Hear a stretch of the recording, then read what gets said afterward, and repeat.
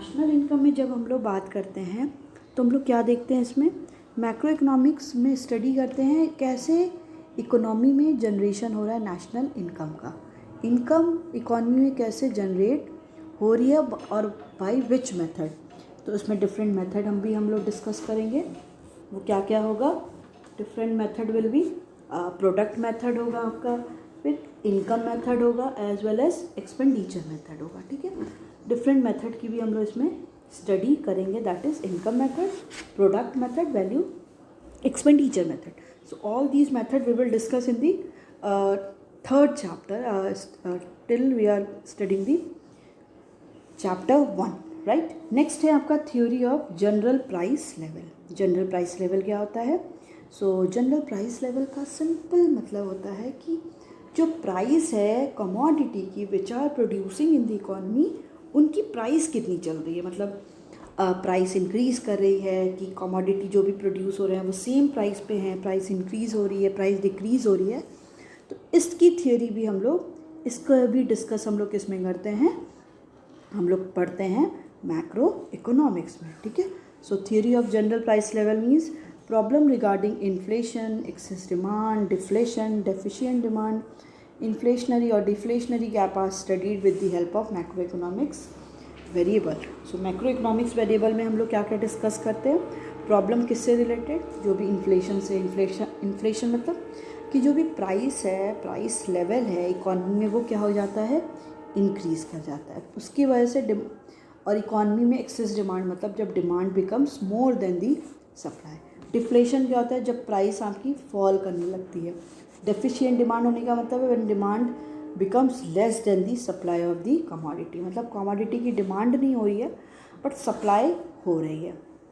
ठीक है, फिर क्या पढ़ते हैं, इन्फ्लेशनरी और डिफ्लेशनरी गैप, मतलब उसी एक्सेस डिमांड की वजह से गैप आ जाता है, मतलब जितना एक्चुअल में डिमांड है और जितनी होनी चाहिए, एक्चुअल एंड रिक्वायर्ड डिमांड में डिफरेंस हो जाता है। वही जो डिफरेंस होता है उसको हम लोग क्या बोलते हैं, अगर डिफरेंस एक्चुअल डिमांड और रिक्वायर्ड में डिफरेंस है, उसी की स्टडी हम लोग करते हैं इन्फ्लेशनरी और डिफ्लेशनरी गैप। तो ये सारी चीज़ें हम लोग क्या पढ़ेंगे, जनरल प्राइस लेवल में मैक्रो इकोनॉमिक्स में डिस्कस करेंगे और आगे के चैप्टर्स में आपको ये सारे टॉपिक पढ़ने हैं।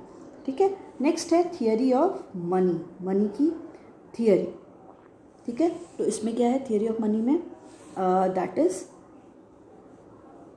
Okay, so macroeconomics explain function of money, components of money supply. Banking also play an important role in understanding various aspects of the macroeconomics problem like inflation, deflation, etc. ठीक है, अब ये जो कंसेप्ट है money वो भी हम लोग डिस्कस करेंगे। मनी के कंसेप्ट में क्या क्या पढ़ेंगे कि मनी क्या होता है, एज वेल एज कॉम्पोनेंट्स क्या होते हैं मनी के, मनी सप्लाई क्या होती है, बाटर सिस्टम क्या होता है, फंक्शंस ऑफ मनी क्या होता है, what is banking, commercial bank, central bank. So all these concept we will discuss in the theory of money in the macro economics. Next जो हम पढ़ेंगे वो होगा थियरी ऑफ इंटरनेशनल ट्रेड। ठीक है, इंटरनेशनल ट्रेड में that is macro economic studies economic transaction between two or more country, balance of payment position of the country, determination of exchange rate etc. ठीक है, इंटरनेशनल ट्रेड में हम लोग क्या क्या पढ़ेंगे, इकोनॉमिक ट्रांजेक्शन पढ़ेंगे बिटवीन टू और मोर कंट्री, एक कंट्री, दो और दो कंट्री से ज़्यादा जो भी इकोनॉमिक ट्रांजेक्शन्स हो रहे हैं वो पढ़ेंगे। बैलेंस ऑफ पेमेंट देखेंगे, कंट्री का बैलेंस ऑफ पेमेंट की पोजीशन कैसी है, इनफ्लो ज़्यादा हो रहा है फॉरेन एक्सचेंज का कि आउटफ्लो फॉरेन एक्सचेंज का ज़्यादा हो रहा है। फिर एक्सचेंज रेट का डिटर्मिनेशन कहाँ पे होता है, मतलब जैसे अगर हम लोग बात करते हैं कि इसके डिटर्मिनेशन ऑफ एक्सचेंज रेट में जैसे आपका आता है, ये सब हम लोग आगे डिस्कस करेंगे। Fixed exchange rate, floating exchange rate and last one is managed floating. ठीक है, ये सारे फ्लोटिंग हम लोग एक्सचेंज रेट हम लोग पढ़ेंगे कि ये जो रेट है वो कौन डिटरमाइन कर रहा है, किसके थ्रू ये जो रेट है वो उनका डिटर्मिनेशन हो रहा है। तो ये सारी चीज़ें को हम लोग को क्या करना है, वन बाय वन डिस्कस करेंगे। तो बैलेंस ऑफ पेमेंट में चैप्टर है आपका बैलेंस ऑफ पेमेंट, अभी सेकेंड लास्ट चैप्टर है। फिर एक्सचेंज रेट क्या होता है, गवर्नमेंट बजट क्या होता है, ये सारे कंसेप्ट हम लोग वन बाय वन पढ़ेंगे। नेशनल इनकम कैसे कैलकुलेट करते हैं, इनकम कहाँ पे डिटरमाइन होती है, एम्प्लॉयमेंट जनरेशन कहाँ पे होता है, कोई भी प्रोड्यूसर कितना आउटपुट प्रोड्यूस करेगा, ये सारी चीज़ें हम लोग स्लोली और वन बाय वन वो सारे कंसेप्ट हम लोग क्या करेंगे, पढ़ेंगे, ठीक है। अभी जो नेक्स्ट है ये जो आपका that is theory of economic growth. तो macro economic studies fuller utilisation of resources and their growth to achieve the objective of economic growth ultimately, ठीक है। जो मैक्रो इकोनॉमिक्स होता है वो क्या करता है, स्टडी करता है फुलर यूटिलाइजेशन ऑफ रिसोर्सेज, जितने भी रिसोर्सेज हैं उनका फुलर यूटिलाइजेशन करना, एंड देयर ग्रोथ, उनकी ग्रोथ को, to achieve the objective of economic growth ultimately, कि अल्टीमेटली जो भी ऑब्जेक्टिव है इकोनॉमिक ग्रोथ का उसको हम लोग अचीव कर सकें, ठीक है। नेक्स्ट जो है वो है आपका that is importance of macro economics, कि मैक्रो इकोनॉमिक्स की इम्पॉर्टेंस क्या है। तो इसमें सबसे पहला है it provide measures to understand the calculation of national income of the country. ये क्या करता है, ये मेजर प्रोवाइड करता है so that we can calculate the national income of the country, income, national income calculate कर सके। It helps to understand if there were leakage and injection to the circular flow of income, जो income है जो circular flow कर रही है उसमें money क्या है वो ऐड हो रहा है या विथड्रॉ हो रहा है, ये सारी चीज़ें हम लोग डिस्कस करेंगे।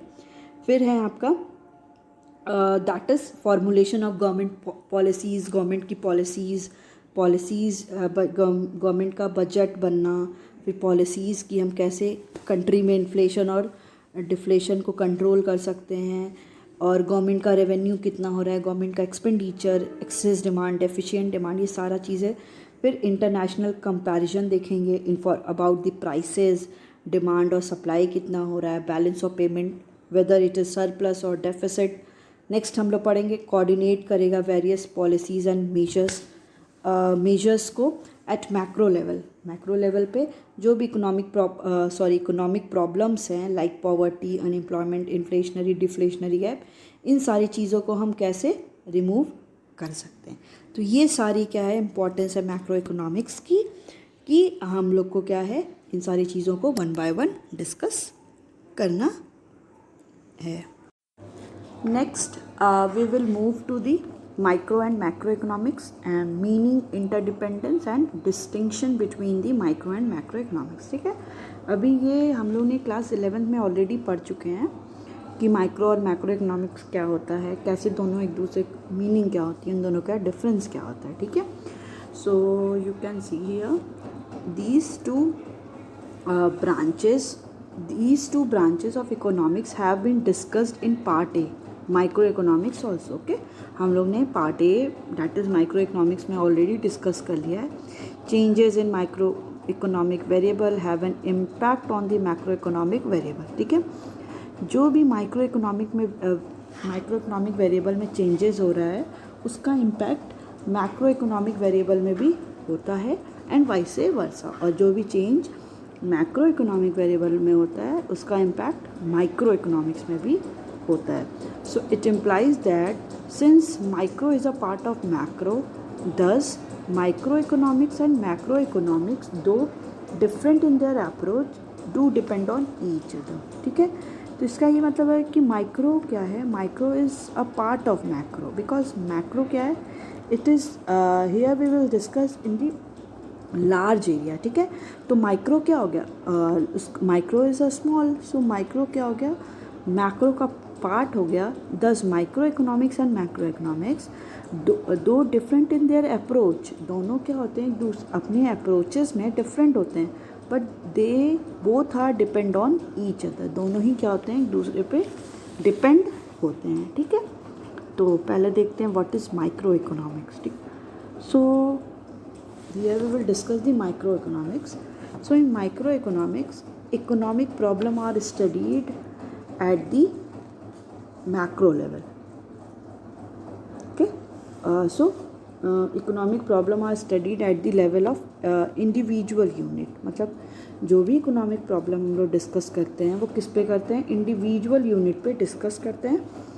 A house hold, a firm और एन इंडस्ट्री, ठीक है, ये सारे क्या होते हैं, मतलब कोई भी इकोनॉमिक प्रॉब्लम है वो हम लोग इंडिविजुअल यूनिट पे डिस्कस करते हैं। एक सिंगल हाउस होल्ड की बात करते हैं, फर्म की बात करते हैं, फर्म में जो भी चेंजेस आ रहा है, इंडस्ट्री में जो भी चेंजेस आ रहे हैं, हम लोग बस एक इंडिविजुअल यूनिट की ही बात करते हैं. So simply micro economic is the study of individual economic unit of an economy. ठीक है, तो माइक्रो इकोनॉमिक्स क्या हो गया, स्टडी है किसकी, individual economic unit, individual economic unit of an economy की हम लोग स्टडी करते हैं.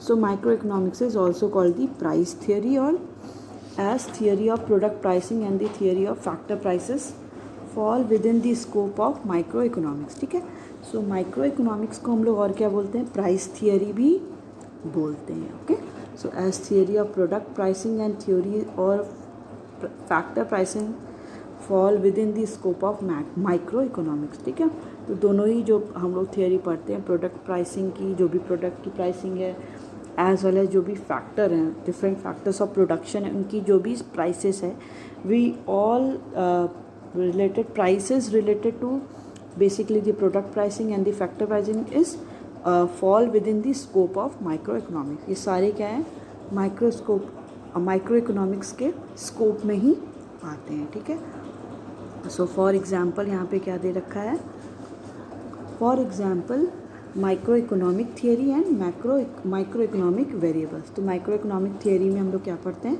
लॉ ऑफ डिमांड देखते हैं. लॉ ऑफ डिमांड का सिंपली मतलब क्या होता है, that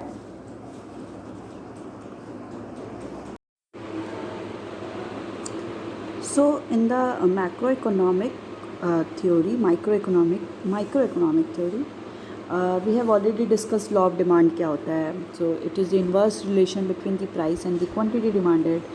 When price increases, quantity demanded decreases, and when price decreases, demand increases. So it shows the negative relation between both of them, price and the quantity demanded. Law of supply simply means that is there is positive relation between the price and quantity demanded. When price increases, quantity supplied also increases, and when price decreases, quantity supplied also decreases, right? So we have already discussed all these laws in the class 11. Next we have discussed the determination of the producer equilibrium.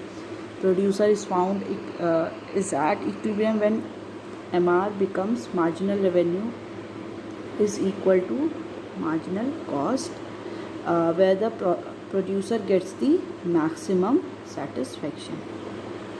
Okay, so where producer will get the maximum satisfaction. Okay, next is determination of the consumer equilibrium. Okay, so where consumer will get the equilibrium. Next है microeconomic variable. So demand of a commodity, supply of a commodity, price of a commodity, profit earned by a producer, etc. ठीक है, micro economics variable में क्या क्या आते हैं, तो इसमें आता है डिमांड, कमोडिटी की डिमांड क्या है, सप्लाई कमोडिटी की कितनी हो रही है, प्राइस क्या है कमोडिटी का, और profit earn by the producer. Producer कितना प्रॉफिट क्या कर रहा है, अर्न कर रहा है. So these all are the micro economic variable. Next है आपका macro economic variable. So macroeconomic variable, it is the part of economic theory. Macroeconomic study the economic problem at the level of an economy as a whole. ठीक है, macroeconomics में हम लोग क्या पढ़ते हैं, जो भी इकोनॉमिक प्रॉब्लम है उसको डिस्कस करते हैं इकोनॉमी एज अ होल में, मतलब हम टोटल की बात करते हैं, total economy as a whole. So simply it is the study of the aggregate economic unit of a economy. ठीक है, इसमें हम एग्रीगेट की बात करते हैं, टोटल की बात करते हैं. So it is also called the theory of income and employment. इसको theory of income and employment भी बोला जाता है. ठीक है, so because the scope of the macro economic concentrate on the determination of the level of income and employment. Because जो आपका scope है मैक्रो इकोनॉमिक्स का, कि डिस्कस हमें किस पे करना है, किस पे कॉन्सेंट्रेट करता है, तो ये बेसिकली किस पे करता है, determination of the level of income and employment, कि कहाँ पे इनकम एंड एम्प्लॉयमेंट क्या होता है, डिटरमाइन होता है. At that point macro economics क्या करता है, वहाँ पे स्टडी करता है. सो फॉर एग्जांपल यहाँ पे क्या क्या दे रखा है, that is macro economic theory and macro economic variable, ठीक है। तो मैक्रो इकोनॉमिक थ्योरी में हम क्या क्या पढ़ेंगे, theory of general price level. Price level क्या होता है, जहाँ पे when price increases, when the general price increases, so it will be your inflation. When the general price level fall, decrease, so it will be your deflation. Next है आपका theory of national income. की theory of national income tells about the your basically the at where the consumer, the value of all the total value of goods and services which are produced in an economy during an accounting year. किसी भी accounting year में कितना produce हो रहा है. Next हम लोग theory of international trade, theory of economic growth और थियोरी ऑफ एम्प्लॉयमेंट. तो ये सारी चीज़ें हम लोग क्या करेंगे, यहाँ पे डिस्कस करेंगे, ठीक है. नेक्स्ट है आपका macro economic variables. So what are the different macro economic variables जो हम लोग डिस्कस करेंगे यहाँ पे, वो क्या है, aggregate demand, aggregate supply, total consumption, total saving, employment of resources etcetera, ठीक है. क्या क्या मैक्रो इकोनॉमिक वेरिएबल होते हैं, जिसमें हम लोग बात करते हैं aggregate demand. Aggregate demand means total demand की बात करते हैं.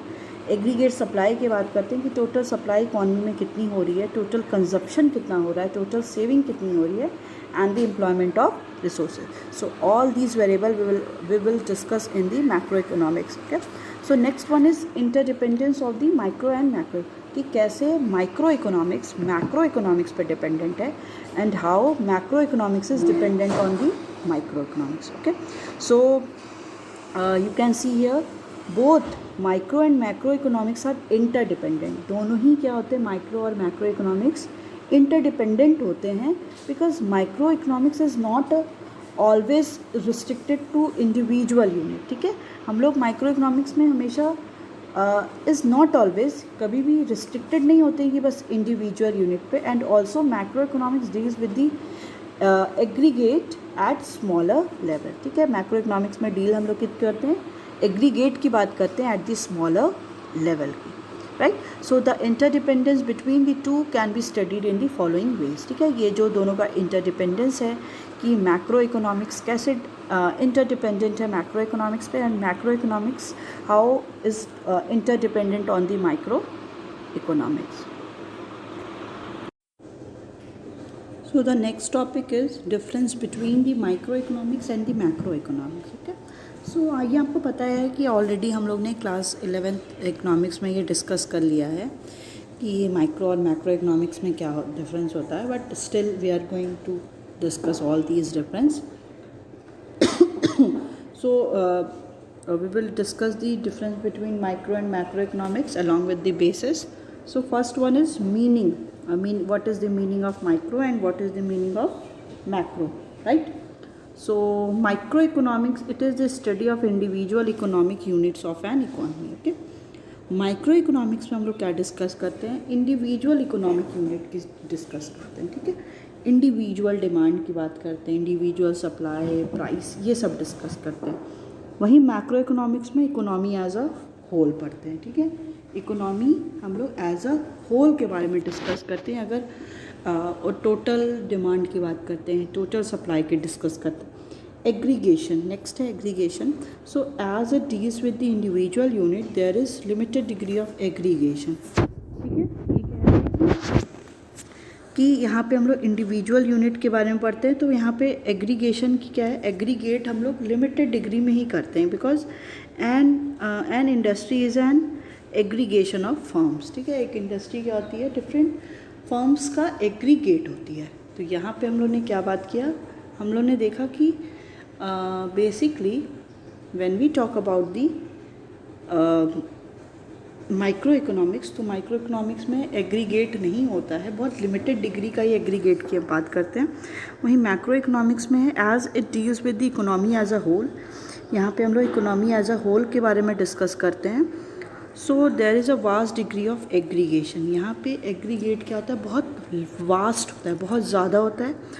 All the industrial all industries, national income are the example of aggregate unit of a commodity. ठीक है, जो भी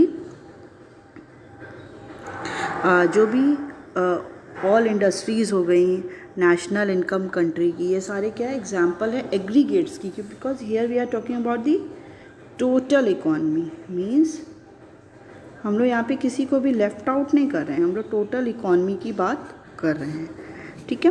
फिर नेक्स्ट है आपका central problem. Central problem economy के यहाँ आपने डिस्कस कर लिया है, डैट इज़ हम लोग ने डिस्कस किया था क्लास 11th में ही, डैट इज़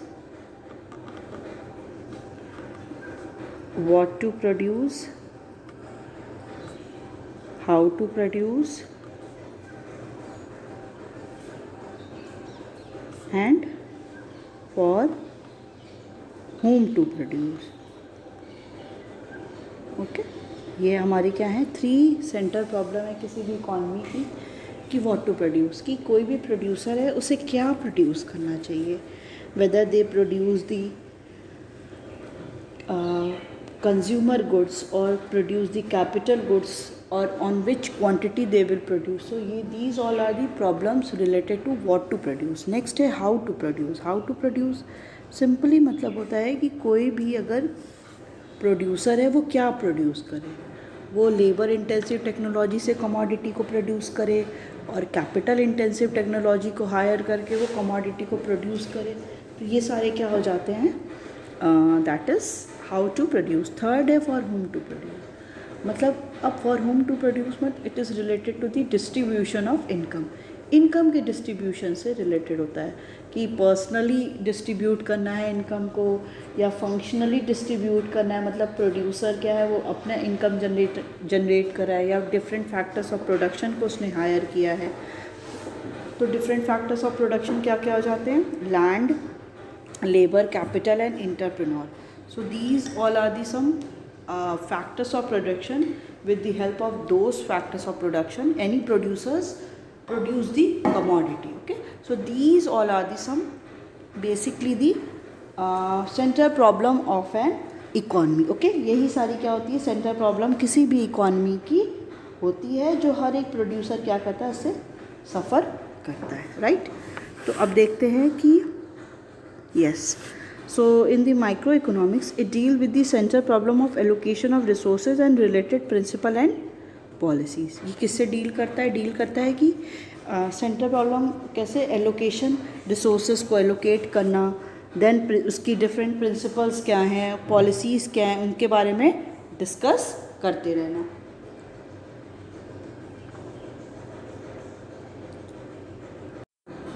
ओके, वही बात हम लोग करते हैं इन द मैक्रो इकोनॉमिक्स।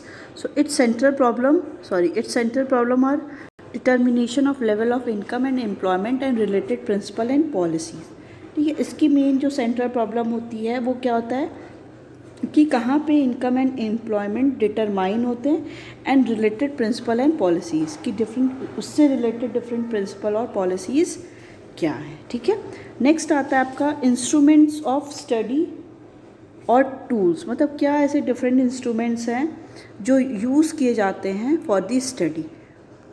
तो इसमें क्या है, the main instrument to study micro economic problems are demand and supply. जो मेन इंस्ट्रूमेंट यूज़ किया जाता है माइक्रो इकोनॉमिक्स के लिए वो क्या है, डिमांड एंड सप्लाई। ओके, इन्हीं की हेल्प से क्या किया जाता है, इकोनॉमिक प्रॉब्लम्स को मेजर किया जाता है। ठीक है, वही बात अगर हम लोग करते हैं किसकी, that is instrument of study और tools for the macro economics. तो इसमें क्या क्या होते हैं, एग्रीगेट डिमांड, एग्रीगेट मतलब क्या होता है total, aggregate demand and aggregate supply. Okay, तो ये सारे इसके क्या हो जाते हैं, फैक्टर्स हो जाते हैं। नेक्स्ट है आपका डिटर्मिनेंट। डिटर्मिनेंट क्या कह रहा है, price is the determinant to solve the economic all the problem. ठीक है, प्राइस की हेल्प से ही जो भी सारी प्रॉब्लम है कि डिमांड सप्लाई में क्या भी चेंज करना है, डिफरेंट क्या चेंज करना है, तो with the help of price change हो सकता है। और इसमें क्या है, income is the determinant to solve the problem. ठीक है, अगर मैक्रो लेवल पे हम लोग बात करते हैं तो इनकम क्या है, इनकम ही क्या करता है, एक डिटर्मिनेंट है जो एक इकोनॉमिक प्रॉब्लम को सॉल्व करने के में हेल्प करता है। नेक्स्ट है methods of the study. So it uses partial equilibrium analysis. Partial equilibrium analysis का मतलब क्या होता है कि जब भी हम लोग आपको पता है डिफरेंट फैक्टर्स होते हैं, तो उन फैक्टर्स में एक फैक्टर को चेंज शो करते हैं और सारे फैक्टर को क्या शो करते हैं, कांस्टेंट करते हैं। आपको याद होगा जब हम लोग law of demand, law of supply ये सब पढ़ते थे, जो भी पढ़ते थे, डिमांड हो गया, सप्लाई हो गया, प्राइस, इस सब के साथ रिलेशन देखते थे। तो और आपको याद होगा वेरिएबल प्रोपोर्शन भी था, शॉर्ट रन, लॉन्ग रन। तो उसमें क्या करते थे कि सारे फैक्टर्स क्या होते थे, effect of one factor on the study क्या शो करते थे, इफेक्ट ऑफ एक फैक्टर का, it shows the effect of one factor on the study of other things, other factor being equal. मतलब और सारे एक फैक्टर का ही इफेक्ट दिखाते थे और सारे फैक्टर क्या होते थे, कांस्टेंट होते थे। ठीक है, तो इसको क्या बोलते हैं, इसको बोलते हैं पार्शियल इक्विलिब्रियम, राइट। वहीं अगर हम लोग बात करते हैं दैट इज मैक्रो इकोनॉमिक्स, तो मैक्रो इकोनॉमिक्स में क्या होता है, जनरल इक्विलिब्रियम एनालिसिस होता है। जनरल इक्विलिब्रियम मतलब कि हर एक फैक्टर्स क्या है, वो हर एक फैक्टर एक दूसरे के ऊपर मतलब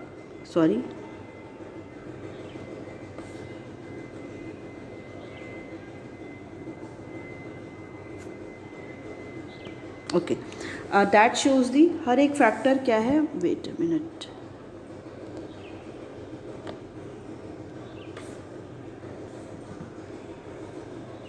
यस, हर एक फैक्टर क्या है, डिफरेंट फैक्टर्स है, तो वो क्या है, इंटरडिपेंडेंट है। मतलब इसका चेंज होना दूसरे फैक्टर में करेगा, इस फैक्टर का डिपेंडेंसी और इसका चेंजेस इसमें शो करेगा, इसका चेंज इसमें शो करेगा। तो ये क्या हो जाता है आपका, basically the method of the study हम लोग इसमें डिस्कस करते हैं। जैसे फॉर एग्जांपल मैं देती हूँ एक एग्जांपल, अगर कमोडिटी को प्रोड्यूसर्स क्या है, प्रोड्यूसर ने ये डिसाइड किया कि उसको कमोडिटी को प्रोड्यूस करना है, ठीक है, कमोडिटी को प्रोड्यूस करना है, तो वो क्या करेगा, प्रोडक्शन इंक्रीज करेगा, प्रोडक्शन इंक्रीजेस। अब उसको प्रोडक्शन इंक्रीज करना है तो उसको क्या चाहिए होगा, डिफरेंट फैक्टर्स ऑफ प्रोडक्शन चाहिए होगा, लेबर चाहिए होगा, तो वो क्या करेगा, डिफरेंट एम्प्लॉयमेंट को जनरेट करेगा, एम्प्लॉयमेंट अपॉर्चुनिटीज़ विल जनरेट। ठीक है, अब जब लोगों के पास इनकम आएगी, एम्प्लॉयमेंट अपॉर्चुनिटीज़ जनरेट होगा, तो लोगों की इनकम क्या होगी, इंक्रीज होगी। जब इनकम इंक्रीज होगी, लोगों के पास पैसा होगा, so demand will also increases, उनकी डिमांड भी इंक्रीज होगी। और जब डिमांड इंक्रीज होगी तो लोगों का कंजप्शन एक्सपेंडिचर इंक्रीज होगा, फिर प्रोड्यूसर क्या करेगा, इन्वेस्टमेंट एक्सपेंडिचर करेगा, नेशनल इनकम इंक्रीज होगी, and then ultimately GDP will increases. Okay, so this is your the general equilibrium analysis. इसी को ही जनरल इक्विलिब्रियम एनालिसिस बोला जाता है। ठीक है, क्यों, क्योंकि एक का चेंज होना दूसरे पे उसका इम्पैक्ट को शो करता है। So this is your general equilibrium. और पार्शियल इक्विलिब्रियम में हमने क्या डिस्कस किया था कि एक फैक्टर में हम लोग इफेक्ट देखते हैं और सारे फैक्टर्स क्या रहते हैं, कांस्टेंट रहते हैं, राइट। नेक्स्ट है ऑल्टरनेटिव नेम, कि इसको माइक्रो और मैक्रो इकोनॉमिक्स को और क्या बोला जाता है, so it is also known as price theory. जो माइक्रो इकोनॉमिक्स है उसको प्राइस थियरी भी बोलते हैं, because it is related to the, because जो भी इकोनॉमिक प्रॉब्लम्स होते हैं वो प्राइस की हेल्प से सारे सॉर्ट आउट किए जा सकते हैं। वहीं जिसको मैक्रो इकोनॉमिक्स को क्या बोलते हैं, theory of income and employment. ठीक है, तो अगर उसका ऑल्टरनेटिव नेम की बात होती है तो माइक्रो इकोनॉमिक्स को क्या बोलते हैं, प्राइस थियरी, और मैक्रो इकोनॉमिक्स को theory of income and employment. ठीक है, नेक्स्ट आता है आपका टर्म, कि ये जो दोनों टर्म हैं वो कहाँ से इंट्रोड्यूस हुए हैं। ठीक है, कहाँ से मतलब हम लोग बात करते हैं तो कहाँ से इंट्रोड्यूस हुए हैं, तो ये जो टर्म है micro economics, so it is derive from the Greek word, Greek word से आया है, Greek word that is माइक्रोज, MIKROS, जिसकी मीनिंग क्या होती है, स्मॉल। ओके, तो जो टर्म है ग्रीक वर्ड से आया है micro, which means small, right. तो माइक्रो मतलब स्मॉल, इसीलिए हम लोग जो स्टडी करते हैं स्मॉल लेवल पे करते हैं। वहीं अगर हम लोग बात करते हैं मैक्रो की, तो मैक्रो जो टर्म है वो कहाँ से आया है, ग्रीक वर्ड से ही आया है, दोनों वर्ड ग्रीक वर्ड से ही हैं। वो जो स्पेलिंग है उसकी क्या है, MAKROS, मैक्रो उसका मतलब क्या होता है, लार्ज, ठीक है। तो इसलिए हम लोग मैक्रो इकोनॉमिक्स में इकोनॉमी एज अ होल के बारे में डिस्कस करते हैं। वहीं हम लोग बेसिकली किस में, माइक्रो इकोनॉमिक्स में इंडिविजुअल यूनिट को डिस्कस करते हैं। Okay, so this one is your basic difference किसके बीच का, माइक्रो और मैक्रो, कि माइक्रो और मैक्रो इकोनॉमिक्स में क्या डिफरेंस होता है। ओके।